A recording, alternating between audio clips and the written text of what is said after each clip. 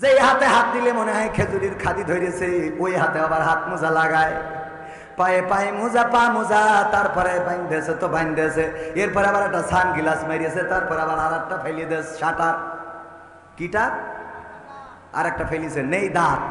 বেইনে আলিপতে বাসে উঠেছে, চাষড়াই যাবে, হেল্পার জিজ্ঞেস করছে যাবেন কানে চাষি, যাবো কানে যাবে, কাছে বুঝতে পারলো না চাষি, আবার মানে দাঁত তো নেই, বলছে চাষড়া বলবে তো দাঁত থাকা লাগবে, ক্ষমতার বড়াই কইরো না ভাই, সে আর চিরদিন থাকে না, পাওয়ারের বড়াই কইরো না বোন, সে আর চিরদিন থাকে না, নিজের শেয়ার দেখা একদিন হইবে তোমার যন্ত্রণা, নিজের শেয়ার দেখা একদিন হইবে তোমার যন্ত্রণা। মধ্যে মাহফিলটাও পাওয়া যাবে না, যাবে না, খারাপ কাজ যেমন থাকবে ভালো কাজও থাকবে। যদি আল্লাহ সুযোগ দেয়, বান্দা পাইছো নাকি পৃষ্ঠাটা উল্টায় বলবেন আল্লাহ 12 এপ্রিল 2025 সাল। দেখো এই সালে আমি পাল্লা মুকাবতালা দাখিল মাদ্রাসায় বসেছিলাম কোরআন শোনার জন্য। ও আল্লাহ যদি চাও, তোমার ওই নবী বলেছেন এটা রিয়াজুল জান্নাত, যে জান্নাতের বাগানে বসে আমি তোমার বাণীগুলো শুনেছি। আল্লাহ এই ওসিলায় জীবনের গুনাহ খাতা মাফ করে দিতে পারো। আমার আল্লাহর এত দয়া, এত মায়া রে, এই মাহফিলের ওসিলায় গোটা জীবন জিন্দেগির গুনাহ ক্ষমা করে দিতে পারি। আল্লাহর এই ক্ষমতা আছে না নাই? আল্লাহর নবী বলছেন, বুখারী শরীফের বর্ণনা, বিশ্ব নবী বলছেন, ও সাহাবীরা শুনে নাও, বনি ইসরাইলদের একজন তার সন্তানদেরকে ওসিয়াত করলো, সন্তানেরা আমি মারা যাওয়ার পরে আমার লাশটা পুড়াবা, তারপরে ছাই বানাবা, তারপরে বিকট ঝড়ের দিনে উড়াইয়ে দিবা। আল্লাহর নবী বলেন, ওগো আমার সাহাবীরা শুনে নাও, লোকটি মারা যাওয়ার পরে তার সন্তান ওই লাশটারে পুড়াইলো, ছাই বানাইলো, তারপরে উড়াইয়ে দিল। এখন আল্লাহর বানাতে পারল না। ও পারে? হ্যাঁ, কি আল্লাহ বানাইতে পারে না? পারে না। আল্লাহ রাব্বুল আলামিন বললেন কুন, হও, ফায়াকুন, হয়ে গেল। আল্লাযী খালাকাল মাউতা ওয়াল হায়াতা লিয়াবলুয়াকুম আইয়ুকুম আহসানু আমালা ওয়া হুয়াল আজিজুল গফুর। আমার আল্লাহ সূরা মুলকের 2 নম্বর আয়াতে বললেন, তিনি সৃষ্টি করেছেন মৃত্যু এবং তিনি সৃষ্টি করেছেন জীবন, আর মাঝখানে একটা হাত দিয়ে দিয়েছেন, সময় দিয়েছেন, একটু দেখতে চাই আমলের প্রতিযোগিতায় কে এগিয়ে থাকেন। আর আমার আল্লাহ হলেন পরম পরাক্রমশালী এবং ক্ষমাশীল। আল্লাহ পরাক্রমশালী মানে ধরবে, পাকড়াও করবে, আবার ক্ষমাও করবে। এই ইখতিয়ার আছে কার? আল্লাহর ধরার ক্ষমতাও আছে, ছাড়ার ক্ষমতাও। নমরুদ বলল আমি তো আল্লাহ। ইব্রাহিম বলল কি করে আল্লাহ হও? কয় তুমি যে আল্লাহর কথা বলো, সে আল্লাহর ক্ষমতা কি? কয় আল্লাহর ক্ষমতা হলো তিনি মারেন, আবার তিনি বাঁচান, চাইলে মারতেও পারেন, বাঁচাতেও পারেন। কথা কয় না, ঠিক না বে ঠিক? বলল তিনি তো এমন রব যিনি চাইলে মারতেও পারেন, বাঁচাতেও পারেন। নমরুদ বাদশা 2 জন কয়েদি ধরে নিয়ে আয়, জেলখানা থেকে 2 জন নিয়ে আসলো, একটারে কুরাস দিয়ে দিল, আর একজনের বেকসুর খালাস। মানে তখন তো কুরাস ছিল না, কুপান একটা মারি দিলে মাথাতে পড়ে থাকলো। বলল দেখো আমারও একই ক্ষমতা, তোমার আল্লাহ মারতেও পারে, বাঁচাতেও পারে, আমিও পারি। এই যে একটা মেরে দিলাম আর একটা ছেড়ে দিলাম।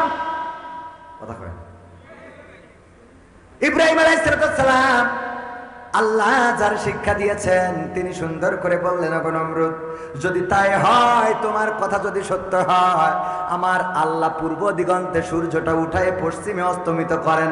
তোমার যদি পাওয়ার থাকে, ক্ষমতা থাকে, তাইলে সূর্যটা পশ্চিম দিগন্তে উদিত করে পূর্ব দিগন্তে অস্তমিত করে দেখাও। আছে ক্ষমতা? আছে।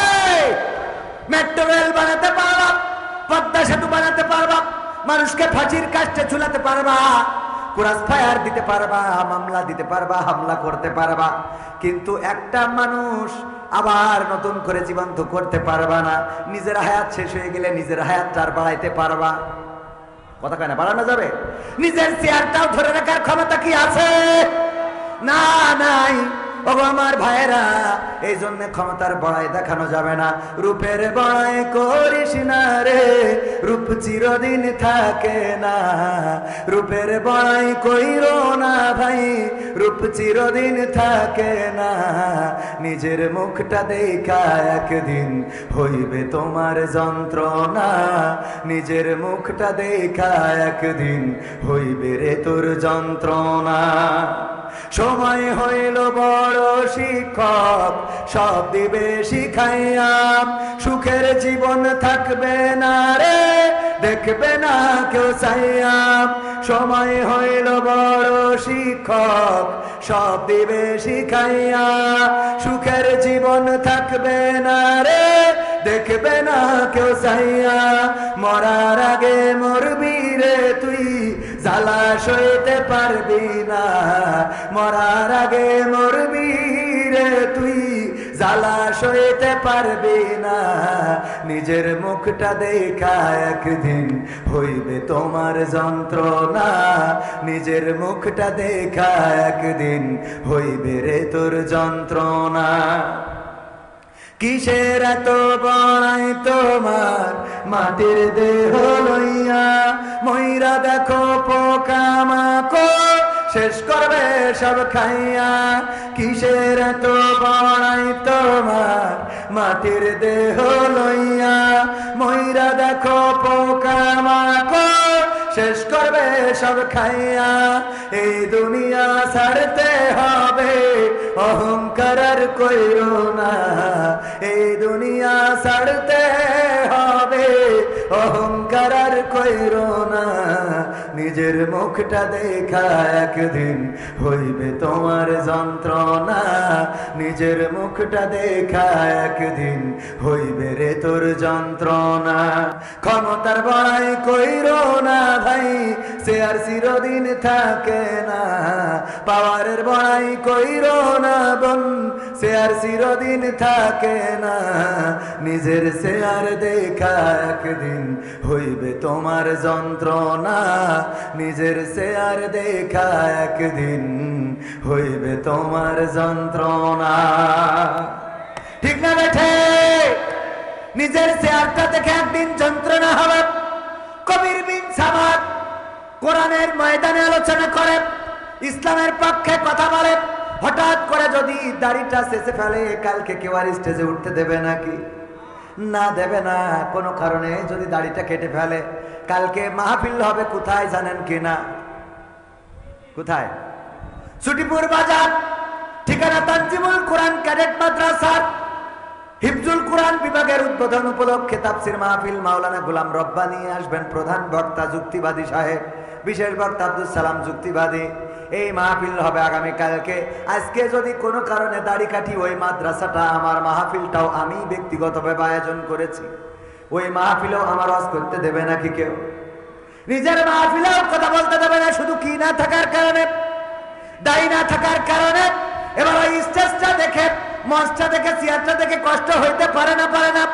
শুধুমাত্র আল্লাহর নবীর একটা হুকুম, আল্লাহর নবীর বড় সুন্নাত, দাড়ি কেটে ফেলার কারণে যদি স্টেজের চেয়ারে জায়গা না হয়, আল্লাহর হুকুম নামাজ অমান্য করেন, কোরআন পড়েন না, হাদিস পড়েন না, যাকাত দেন না, দান করেন না, সাদাকা করেন না, বলেন দেখি রে পরকালের ময়দানে বুঝি কষ্ট থাকবে নারী?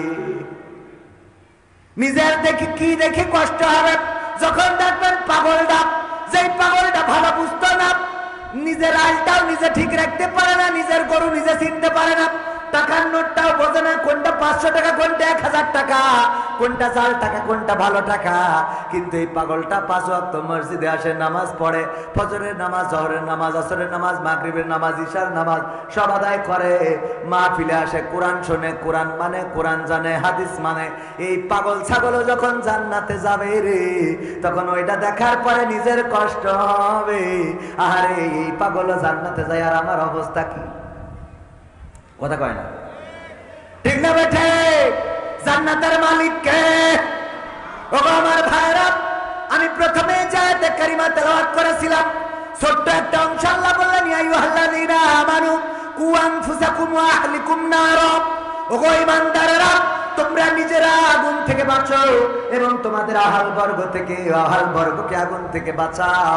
কথাটা বলেছেন কি? আমরা নিজেরা আগুন থেকে বাঁচার চেষ্টা তো করি না, আর সন্তান তো আরো 2 কাঠি উপরে। বোঝেননি মনে হয়? যেই বাবা বিড়ি খায়, সর্বোচ্চ সিগারেট খায়, ওরে আল্লাহ ওর ছেলে এখন সিগারেটের তামাক ফেলে দিয়ে মাল ঢলে ভরি তারপরে টানে। 2 কাঠি উপরে না নিচে?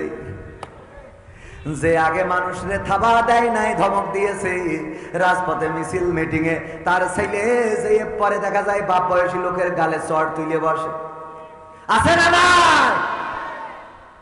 যেই বাবা 5 টাকার এখনো চুলের কাটিং দেয়, তার ছেলে 500 টাকা দিয়ে ফেস ওয়াশ মারে। আছে না নাই? যেই মা এখনো বুরকা পরে চলে, তার মেয়ে আলতা সুন্দরী, আলতা না আলকাতরা সুন্দরী, এত কায়দা করে মেকআপ করে রে, শয়তানও চিনতে পারে না যে কোনটা ধোকা দিল। মানে এটা ধোকা দিয়া হয়েছে কিনা আমার খেয়াল নেই, কারণ ধোকা দিল যার সে কালো ছিল, পরের দিন তাকে সাদা ফকফকা।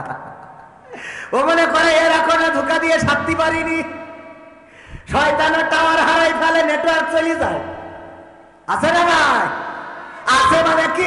মাদ্রাসায় পড়ে, ওরা আল্লাহ সূরা ফাতিহা পারে না, তাশাহুদ পারে না, দুরূদ ইব্রাহিম পারে না, নামাজের আরকান আহকাম জানে না, উযুর ফরজ জানে না, নামাজ পড়ে না, মসজিদে পাওয়া যায় না, এমন আল্লাহর বান্দা আছে না নাই?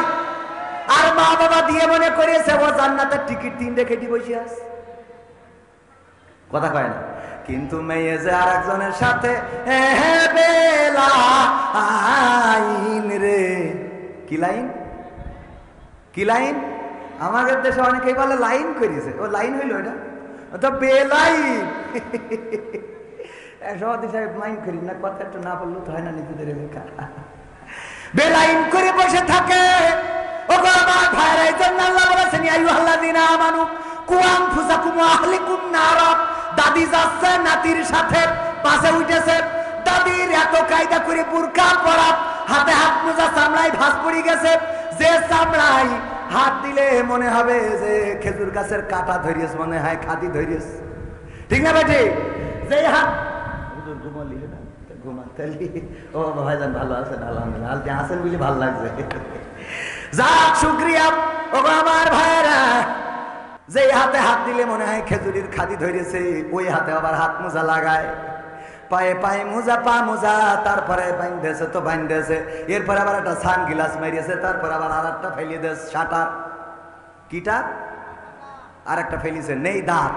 বেইনালিতে বাসে উঠেছে, চাষড়াই যাবে। হেল্পার জিজ্ঞেস করছে, যাবেন কানে চাষি?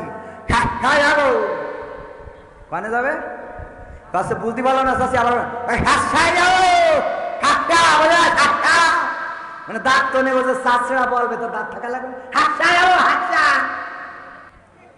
বুঝতে পারে না।